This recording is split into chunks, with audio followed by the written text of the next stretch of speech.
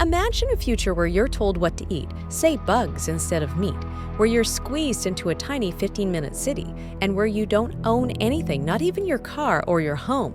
Instead, you rent it all from faceless corporations, while unelected business tycoons call the shots for the entire planet.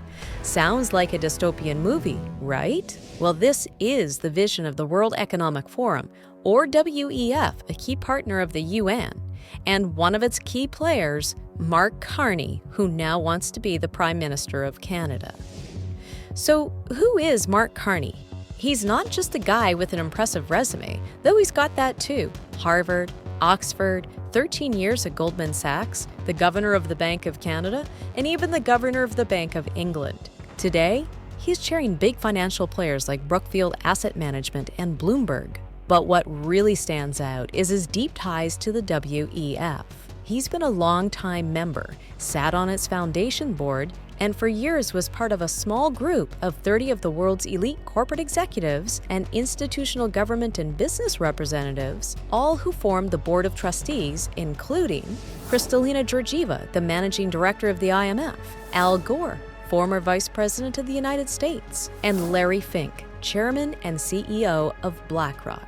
In 2019, the United Nations even tapped him as their climate envoy, a role that put him shoulder to shoulder with world leaders and global influencers. Now, the WEF isn't just a fancy conference in the Swiss Alps anymore. Over the past decade, it's grown into something much bigger, something critics call a blueprint for a new world order. The WEF talked openly about a great reset, a plan to reshape economies, societies, and even how you will live your daily life. But when the Great Reset became controversial, they countered with Build Back Better, or what they call among themselves, the Fourth Industrial Revolution. They've floated ideas like meatless societies where we all munch on crickets, or blocking out the sun to cool the planet, regulating who gets to have sunlight and who doesn't, ending car ownerships, restricting travel, especially your air travel, but not theirs. Sounds like wild conspiracy theories, right? But here's the kicker. They're not hiding it. This stuff is on their website, in their speeches, proudly published for anyone who's willing to look. Heck, it's even right here, in this book. So what does this have to do with Canada?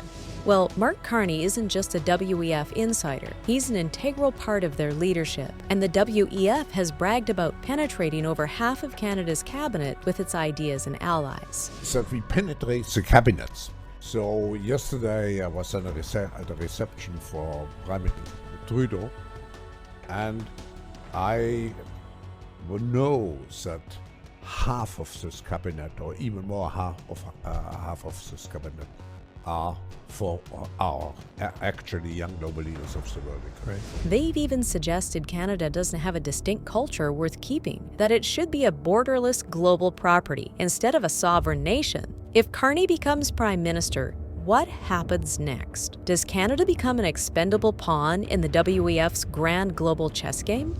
Let's talk about the WEF's partners for a second. Who do they call their partners? Spoiler alert, it's not you, and it's not Canada. These are some of the world's biggest corporations, banks, tech giants, you name it. The WEF calls them partners, but who's really in charge?